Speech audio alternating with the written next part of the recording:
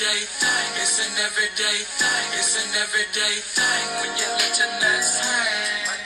So today is the day that I have decided I am releasing. I am releasing a lot of family secrets because those family secrets is actually family trauma. And I will no longer be quiet about it. I am on my healing journey. There was a time I thought I was already on my healing journey, and I was not. I just moved locations. But today's the day that I break some curses that is over my family. And I am doing this because I've had many, many signs, the past few weeks telling me that this is what I need to do and urging me to do it. And many of my reasons is because, one, I'm a mom now myself. And, like I said, I'm going through this healing journey, and I've been kind of researching and reading up on some things that will help me heal. And one of the things I came across was that one of the best ways to break a generational curse and to work through generational trauma is to speak. Yes, it's to open your throat chakra, and it's to speak on all of the things that,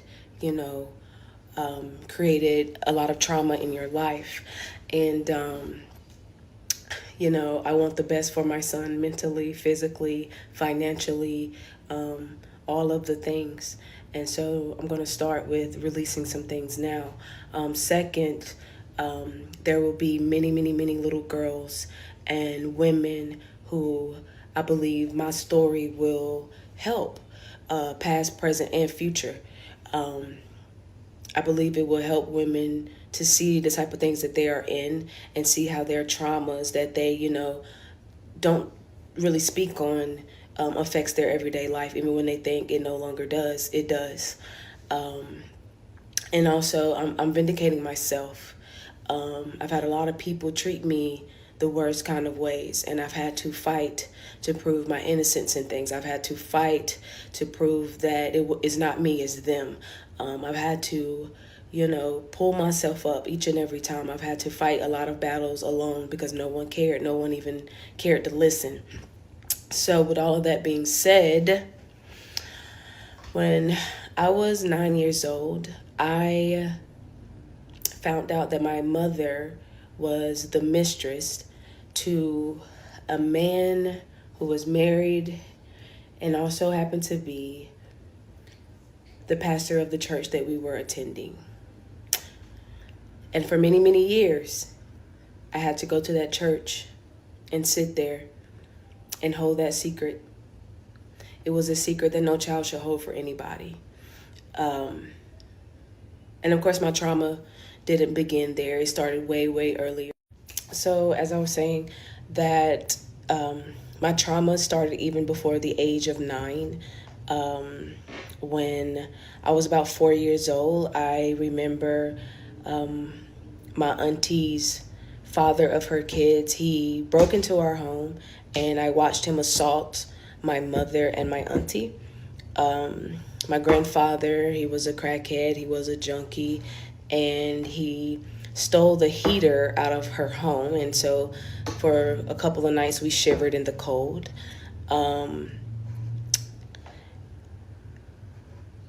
My mother, as she was trying her hardest with me, because the thing is, before I really get into what my mom and everything did, my mother, she saw the environment that she brought me into, and she did have high hopes for herself and for me. And so she moved us away. That is how she ended up meeting the pastor. But she moved us away from that environment. So she did have high hopes, and she did want to change the outcome of my life. She just didn't get very far. And so I want to say that because a large part of my story, my mother will be the villain, but she wasn't always. And so, as I was saying, when she set out to move and give us a better life, she had to work. And one of the times that she had to go work, she, took me to someone's house that was babysitting me. And that lady had 2 kids, a boy and a girl, and they were 14. And they decided to pretty much have their way with me and experiment with me sexually when I was 8 years old. And then the following year, we joined a church. And not too long after that, I found out that she was sleeping with the pastor. And the way that I found out was because It was the middle of the night, and we were already staying in an apartment that was very sketchy, very ghetto. And my mother was a beautiful lady, and she still is, but quite often she got catcalled at, and so it was already a scary place, and I felt I had to protect my mother. And one night I was in my room sleeping, and I got up in the middle of the night to go in the bed with her, and when I go in her room, she's not there. It's the middle of the night, and she's not there. And of course I panicked, of course I'm scared, and I look out the window, and her car is there, but she's not. And so still, 9 years old, I am terrified. And so I'm just kind of standing there in the window, and I'm crying. And I stayed all the way up until the next morning. And as I'm looking out the window, I see a Lexus pull up, and that Lexus drops my mom off. Now, this is the same Lexus that is parked in the pastor's parking spot when we go to church on Sunday. And she came so she came running up the stairs, and it was obvious that her trick at the time was hoping that I would stay asleep through the night, and she will be back to get me ready for school in the morning. But again, I found out.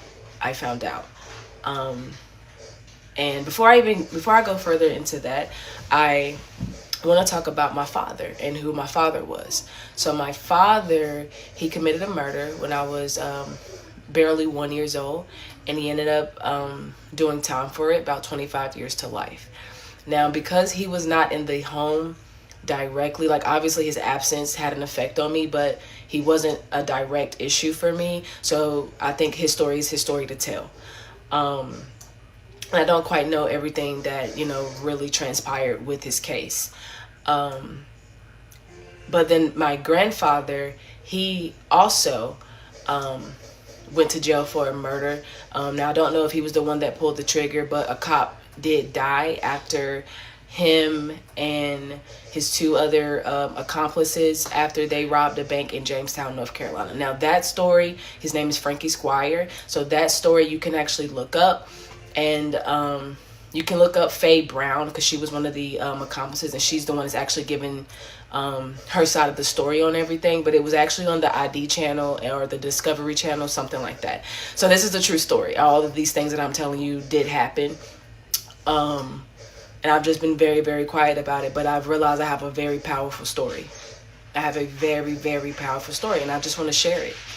And so for me, it seems like, I've had this kind of curse over my family since the day I was born.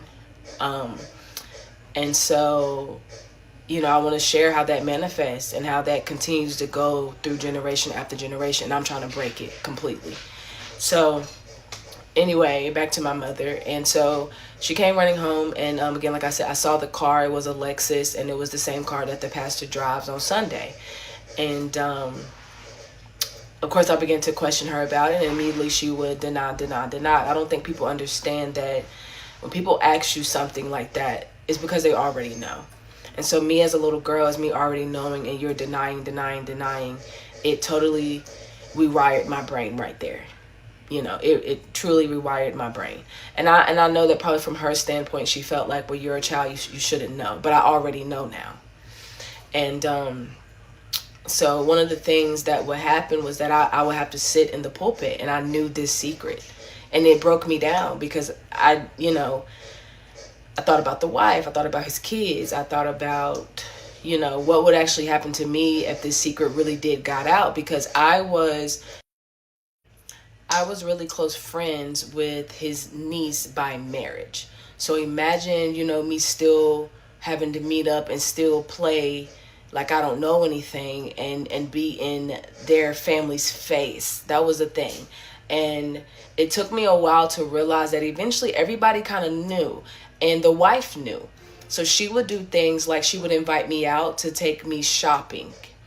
There was a time we went on like a beach trip, and I went with them. It was only me, my mother didn't go. And I went, and there were like these beds in the room, and she was adamant about me getting a bed. So she showed special attention to me, more than any normal first lady probably would to one of the members' daughters of her church. And that's when I realized that she did know. And then the thing that really drove this wedge between me and my mother is that I was angry about this thing. It got to a point where I would try to talk to her about it, and she didn't want to hear me talk to her about it. So I was like sliding notes under her door. Just please listen to me. I just want you to stop, Mom. If it's about money, I don't care if we're broke. We can not have, I don't mind suffering a little bit. Just get yourself together and make sure you can take care of yourself by yourself, and you don't need the money that he may provide for you. I was bribed with gifts and things. And what a lot of people don't know is that for the main part of why I ended up dropping out of college, because I was scared to leave her home back home with him. I was terrified because I felt like, for the most part though, I kind of bridged the gap between how much he would try to come over to the house, because in the type of text messages that they were sending, it was like, Mahogany's home right now and stuff like that. So me actually being there, because I've always been a bit vocal about stuff, me actually being there was saving her.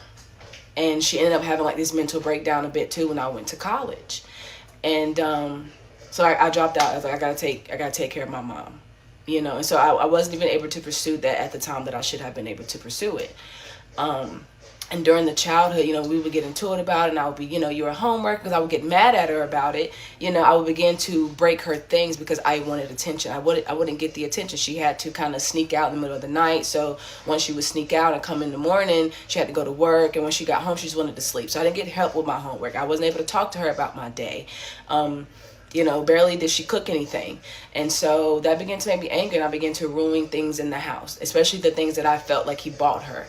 And when people would come over and they would see these holes in the walls, because she couldn't tell them the true story, I was just looked at as this angry, troubled child that can't be helped. And you can imagine how that looked for me and what that did for me. Nobody really wanted to deal with me. Everybody thought I was a problem. Everybody knew the road that I would go down, and it was like, but do you not see, why this is happening? And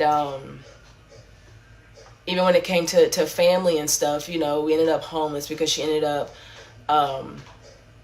getting mentally scrambled up, I'll say it like that. And so she ended up quitting her job. This is right after I went to college. So I know that me going to college kind of totally took her,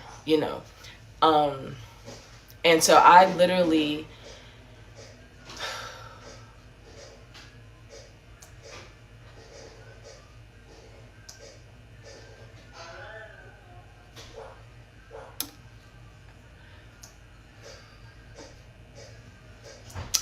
at the time she was all I had.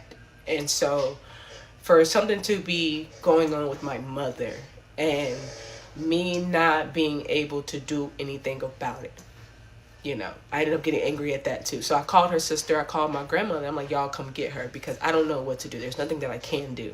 I'm 18, I don't have a car. I'm walking back and forth to Wendy's, and I'm trying to figure out how I'm going to pay this $900 mortgage for her so that when she gets her stuff together, she'll have a home to come back to. But I couldn't do it. And I think that's the first time I truly felt like the biggest failure. The biggest failure.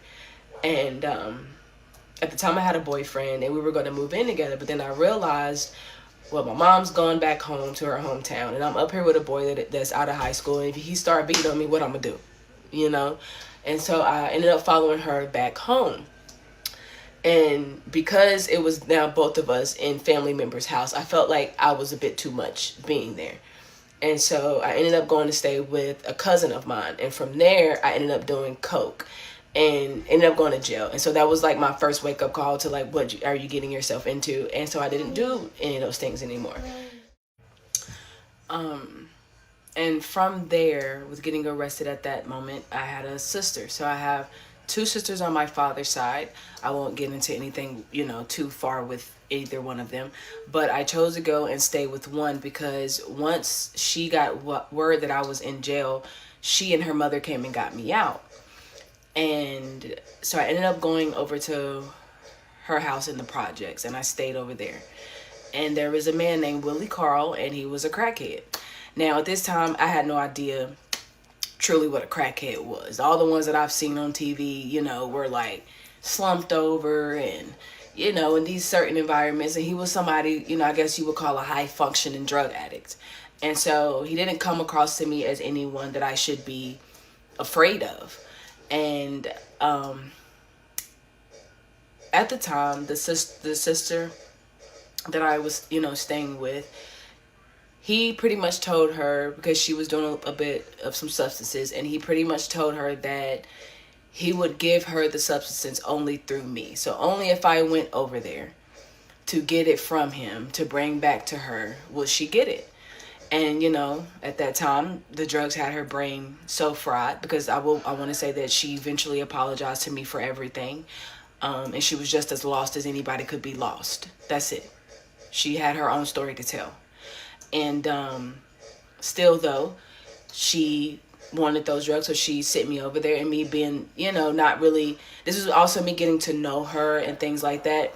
I kind of didn't have no issues with going over there. I kind of knew the game as well at that moment, because I had now been over there for a while, and I was observing, and I was seeing a lot of things that was happening in front of me.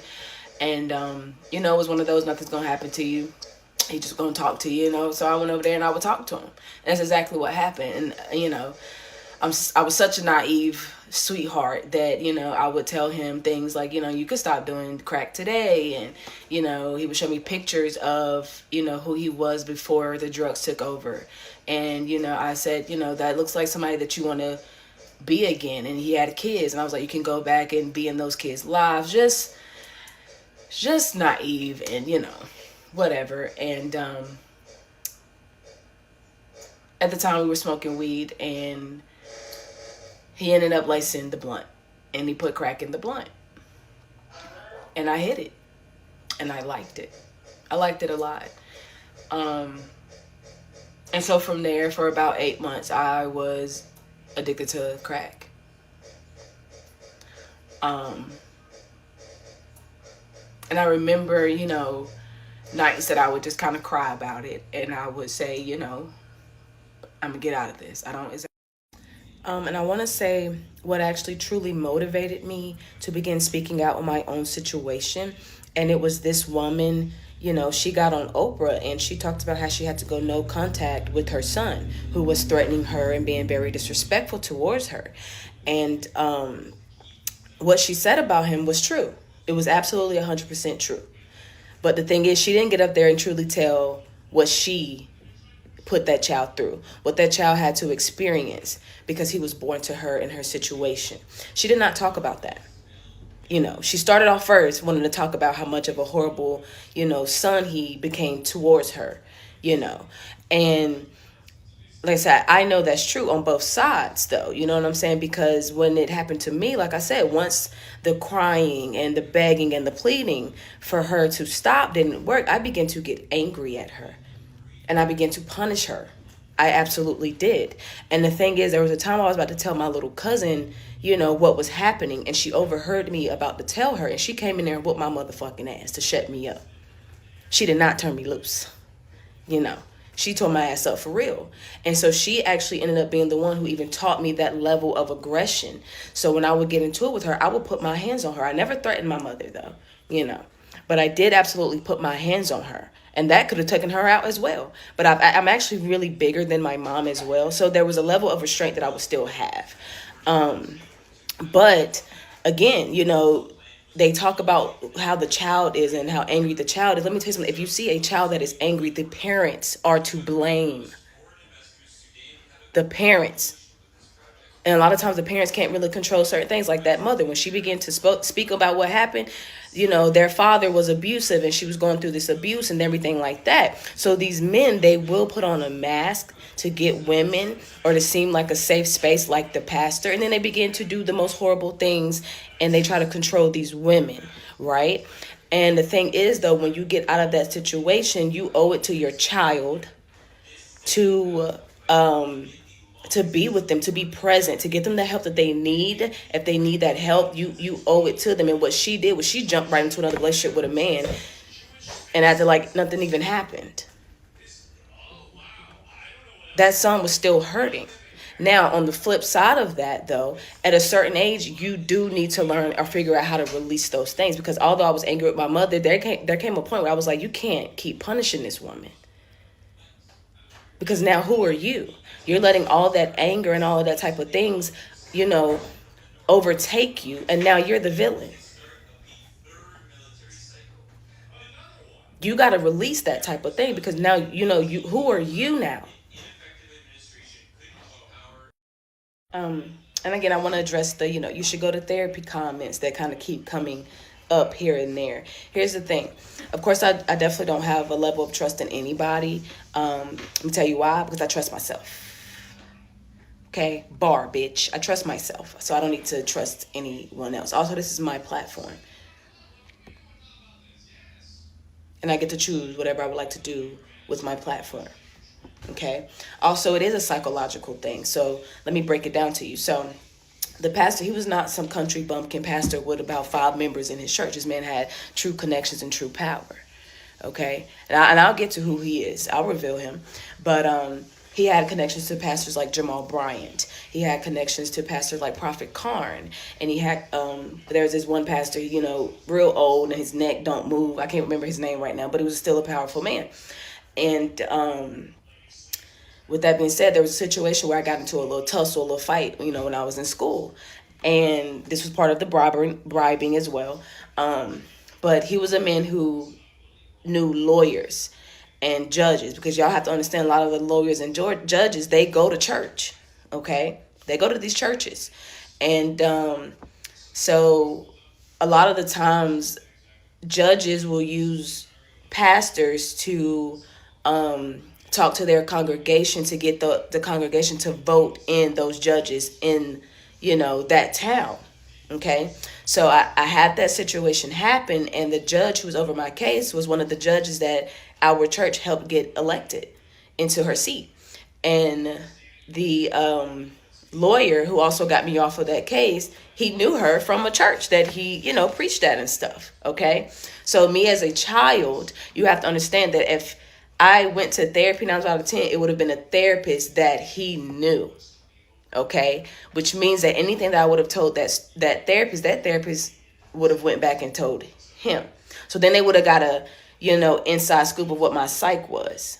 And then they would have been able to better hide what they were doing. Okay. And I don't think y'all also understand that therapists, yes, they have this kind of contract, but they're not supposed to, tell anything that you tell them, but they still do. And how it starts is they'll go and they'll tell their colleagues. So after you leave your therapy session, they'll go and talk to their colleagues about you. And then their colleagues will go and talk to their family members, in their home about you.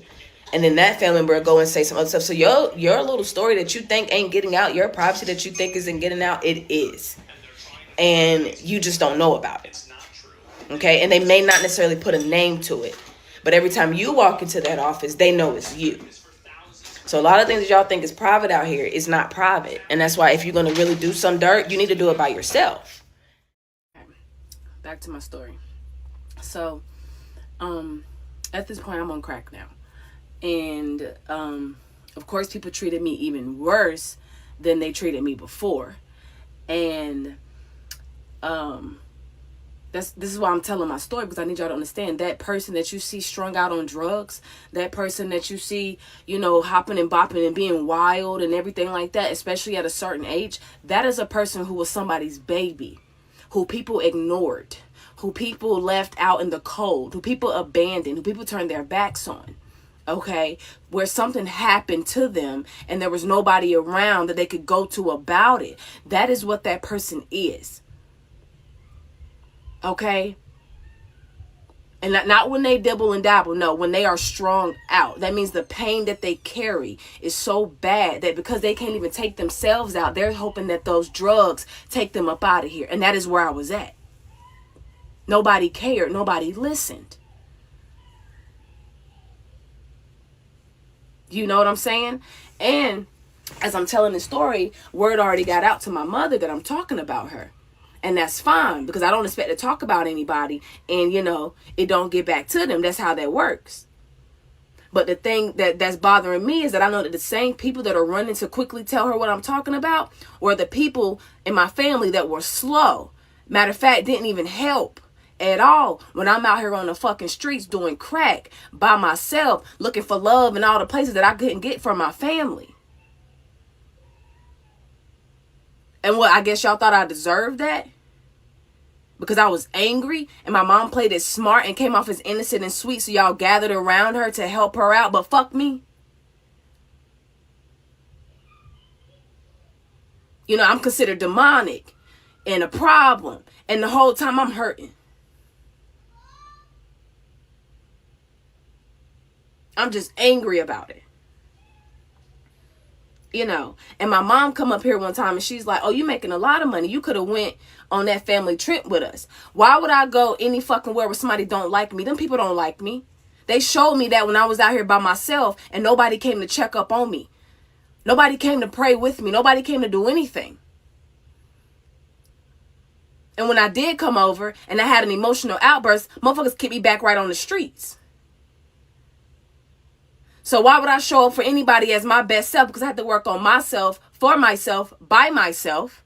And I'm supposed to show up and take some pictures or something? It don't work like that. Then on top of that, my mother abandoned me. She abandoned me when it was time for me to go to college. And then I still dropped out to kind of come back and help her. And now I watch her help everybody else and be there for everybody. All right, so I'm about to wrap this up.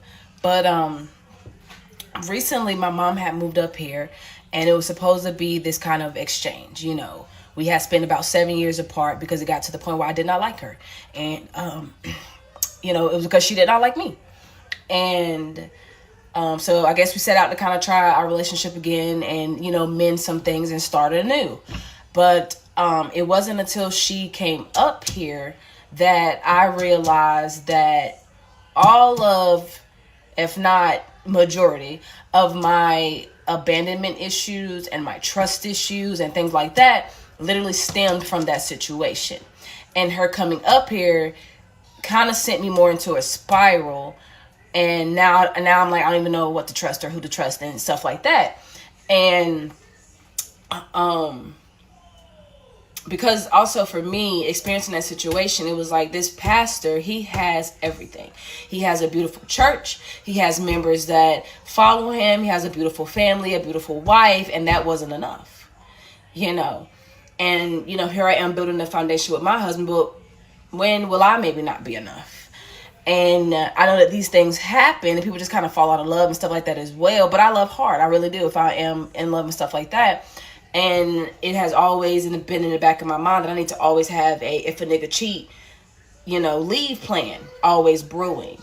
But, you know, it began to be the point where I became a problem in my own marriage because, you know, he breathed wrong and I'm like, oh shit, he finna fucking cheat. He finna do me in. He finna do it to me. You know, I gotta go ahead and leave. You know, and that caused a wedge and stuff in our relationship. And so when my mom moved up here, because I'm also trying to give her the benefit of the doubt because I don't want to not trust my own mother around my husband or whatever. But then when people show you who they are the first time, believe them. So there was a situation that happened, you know, where she told me something that he did, and then I go to him about it, and of course he's like, I'm about to go to the source.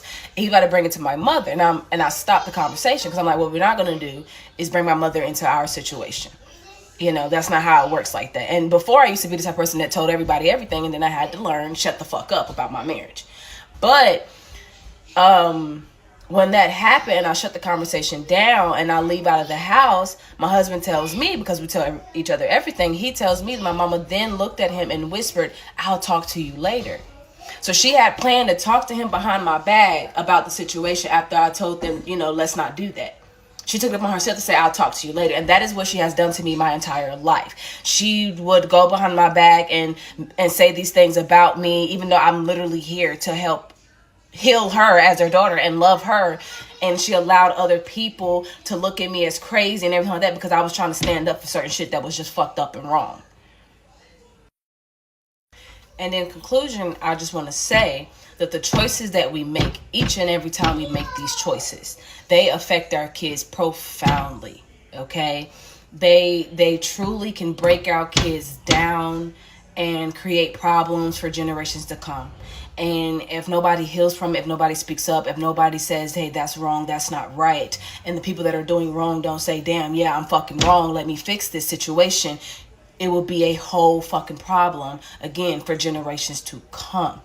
Okay, so and to me, it's like me and my mother, we actually could have gotten together and we could have went around, trying to heal a whole bunch of mother-daughter dynamics that, had been broken just by telling our story and how we overcame, But, I guess it's something that's just not going to happen. So you do have to be prepared sometimes to go no contact with your family members, your mom, and all those type of things like that. Because what I also noticed that I was trying to give to my mother for exchange for her acceptance of me.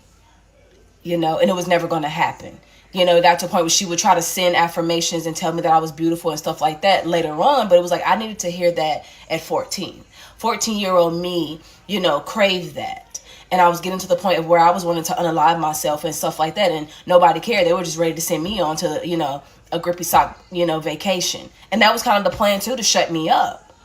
And so people really do not care about you. People do not care about your lives, even if they gave birth to you. So it is a choice. It is a choice that we all make, whether we actually truly love our kids the way we supposed to love them or if we don't. And you as that child, you know what I'm saying? Don't ever let anybody make you feel bad for going through the motions of that, because you did not ask to be in this world. Someone laid down and had sex and then here you are, So you don't ever feel bad, and don't let anybody else make you feel bad for speaking your truth and talking about what happened, And my family may look at this and get upset, still missing the point, and that's okay. Maybe it's not meant for nobody to get it in this lifetime. That's okay. But I feel free as a motherfucking bird. You know what I'm saying? Free as fuck. Because when I'm quiet, my heart hurt. And ain't nobody gonna check for me about it. So I'm going to say what I want to say when I need to say it and how I want to fucking say it. You know what I'm saying? And it's because that I actually truly feel like I'm in a safe space thanks to my husband. Because he also brought me in with my fucked up self and decided to love me anyway, So I'm still thankful. But yeah, really think about the things that you're putting your kids in, man. Even for me, there's days that, I know I'm doing a lot and I still don't feel like I'm doing enough. Because I need to make sure my son feels love. I have a little... Well, she wasn't going. She's just going to keep going, talking about this to end. She was going to keep going. What it do, everyday people, man? It's your boy PJ. Today we back with another lit video, back in the confessional. Yes, we stay in lit, big dog. Shout out to my everyday people who rock with me every day. We lit live on Twitch, but you can check me out. We get off suspension on Wednesday, so we about to be dropping all type of content. This is one of them. So let's get into what my synopsis of this story is, man. So what's happening is, damn. Alright, I think so. She saw her mama doing something her mama shouldn't have been doing. Her mama shouldn't have been sleeping with the pastor, but again, her mama's grown, so the way that the mom handled the situation, I mean, she's grown. Well, who cares? Like, but her mom was looking for something that she couldn't. Her mom was looking for something that she couldn't really find, so she was getting it out of the pastor. And then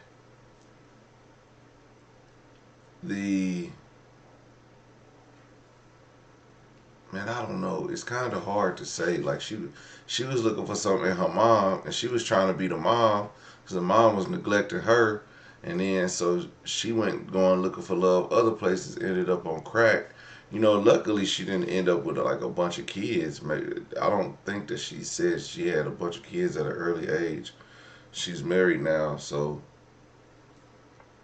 The pastor, of course, the pastor, what he was doing was up to no good. But I don't blame what the pastor did.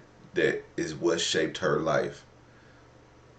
It may have made her feel some type of way about church and marriage, but it did.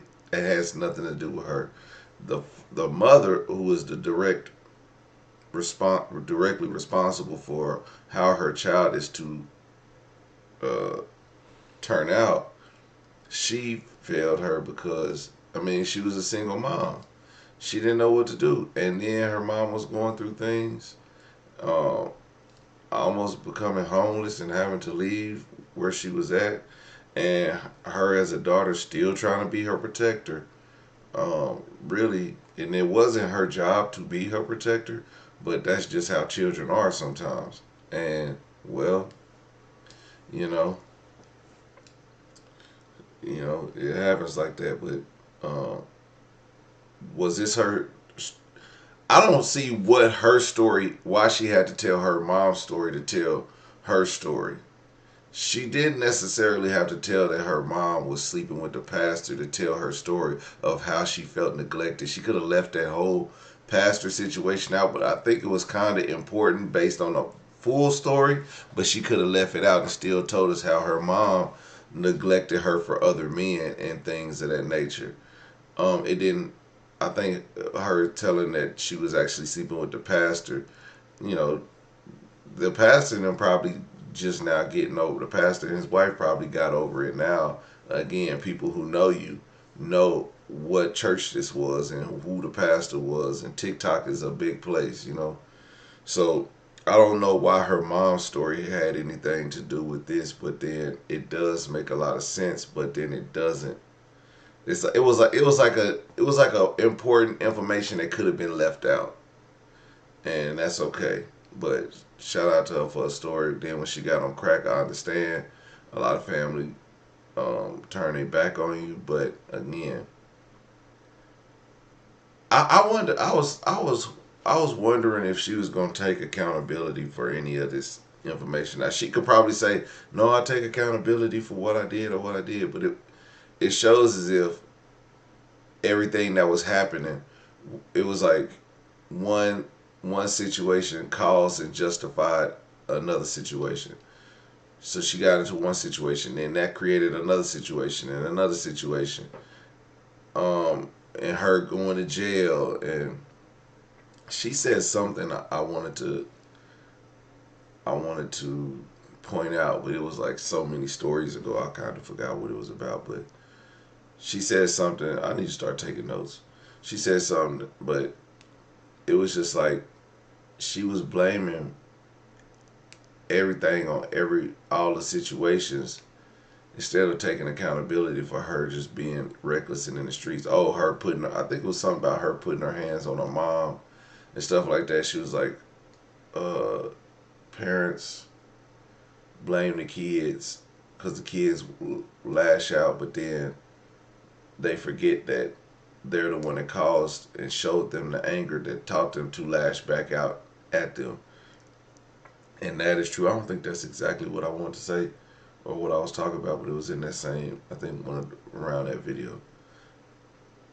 It is the parents' fault, and they be too lenient on these kids. But then also these kids, they be too uh, abusive to the kids, and abuse on a kid in turn makes that kid act out, whether it be in the home or out there in the streets.